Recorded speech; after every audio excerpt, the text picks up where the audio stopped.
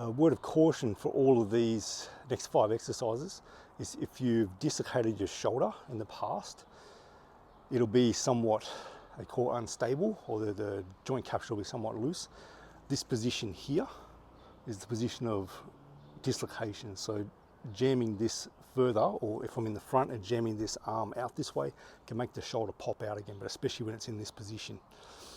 So if you've got a history of shoulder dislocations, dislocated more than 3 times, generally it needs surgery to stabilise. Don't push these exercises, and I would mostly say avoid them. Do some other types of exercise, particularly ones that do more with strengthening, stabilising the shoulder.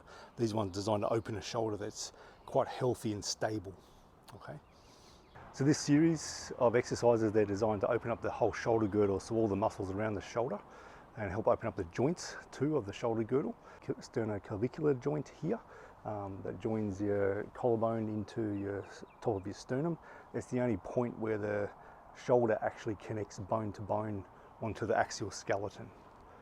All the other joints, they're actually muscular joints, so how muscles are moving and functioning, how the nervous system's functioning, how you're breathing, will dictate what the length of those muscles and how the other joints are moving in your shoulder. So this series helps that functioning as well, of all those muscles around the joints. So I'm going to teach this in 2 parts. So the first part is just, there's no big focus on breathing anyway, or having your rib cage move in a certain way. It's just aiming to enjoy the stretch, get things open, and for a lot of people that's all they'll need. For some people though who've got chronic shoulder issues, especially if you've got really reduced internal rotation in the shoulder or really reduced external rotation in the shoulder, you'll probably need to do the breathing part of it too, which I'll teach quite clearly as well, but get used to it in this first series, so without I call it compressive breathing. Okay, so we need a stick, a broomstick.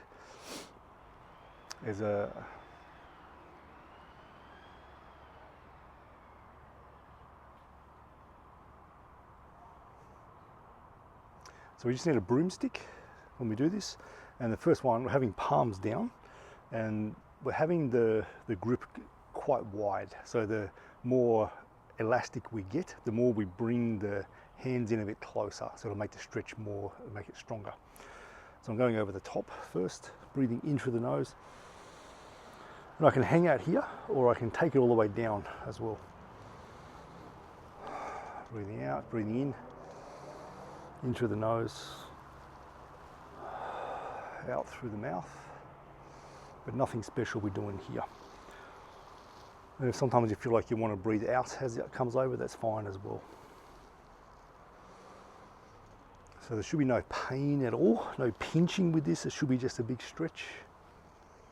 And I've done a few reps, so I find I'm a bit more flexible already. So I just walk my fingers in closer to each other, about 1 centimetre or so. It's not much. Then I'll feel that stretch get a lot stronger. And for now, my legs are just staying straight. I'm aiming to relax into this. Whenever you do a warm-up, always aim to relax into the warm-up. It actually warms the body up faster, makes you more elastic. If you're stressed when you're doing a warm-up, the body doesn't open properly. And we're coming a little bit closer again.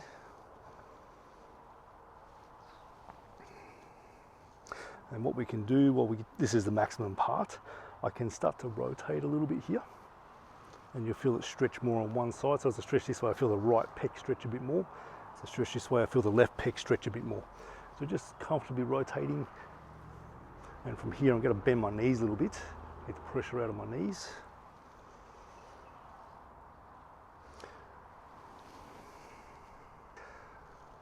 Do that again.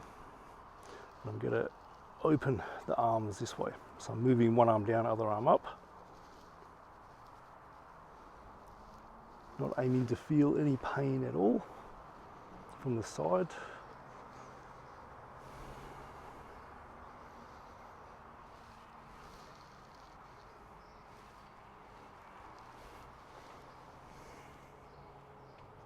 And from here, I turn my palms up, and this one's the opposite. So the palms are up for starters, but the more stronger I want to make this movement, the more I walk my hands outwards. So I start off reasonably close first, spin this so that I feel a stretch between my shoulder blades, but you'll feel it mainly here to start with.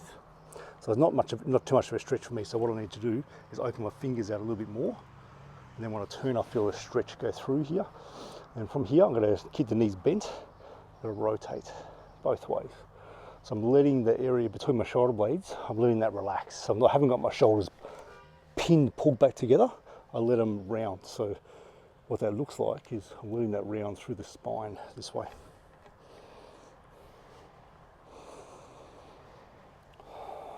Breathing in through the nose, out through the mouth, just nice and easy.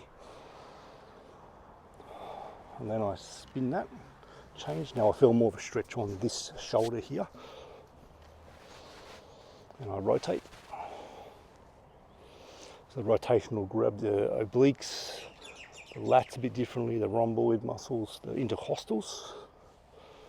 And it will pull across the whole, what's called the posterior capsule of the shoulder, which is all the muscles at the back of the shoulder.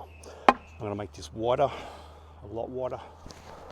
There. So it almost feels like the hands want to pull together now. And I twist again. So I'm getting much more of a stretch out of this now. It's about 5 to 6, 10 at the most rotations, and swap over.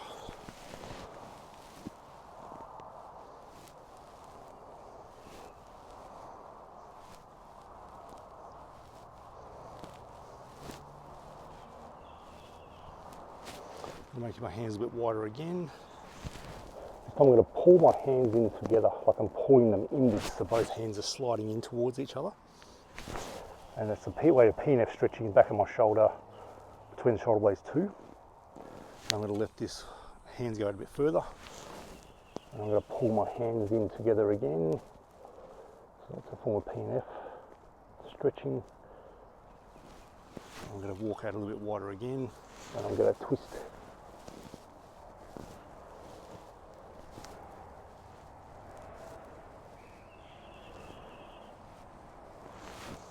Bring the hands in a little bit, twist the other way, pull the hands together. So you feel all sorts of muscles being stretched open. I feel the rhomboids, levator scap, back of the shoulder. I'm going to open out, I'm going to have my hands a tiny bit wider again. Pull the arms together.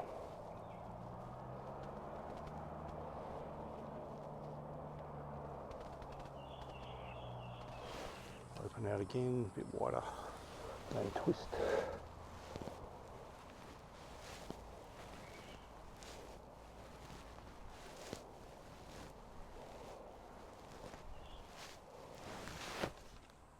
I'm going to repeat that routine again. So I'm going to palms down, open to the back. And you'll find that the shoulders will be a lot more open, be easier to do. So you can start to, as my next rep, I'm going to walk my fingers a tiny bit closer together.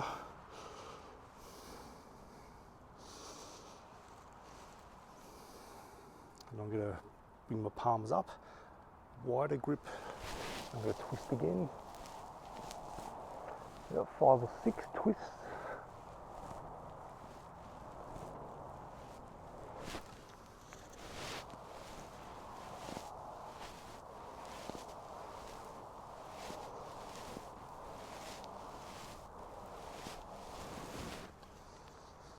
For some people, when they use a rigid lever, so the broomstick, the body has to accommodate around something that's rigid. It can give them some pain or impingement in the shoulder. Yet when they do it with a power band or TheraBand, that problem doesn't show up. So some people, they'll need this. It's only useful though for the back part. So I pull the band open to the back. It's only useful for this part. You can't twist it to go around the other way, that's all. So it's useful for here, but very, very useful exercise to do. So I'm just doing the same thing, just letting the shoulders do what they want to do. I'm not trying to control them. So if they want to rise up and drop down, that's fine. And then I'll take my hands, make them closer together, so there's more pull, and open that out, so there's more stretch. The band's wanting to come together, so it's wanting to pull my arms closer together. And again, you don't have to go all the way down to the back of your hip again. You can just hang out here. You can again do the rotation, twist. You can play with one down, one up. It'll get different portions of the pec. And about 10 to 20 reps 3 sets.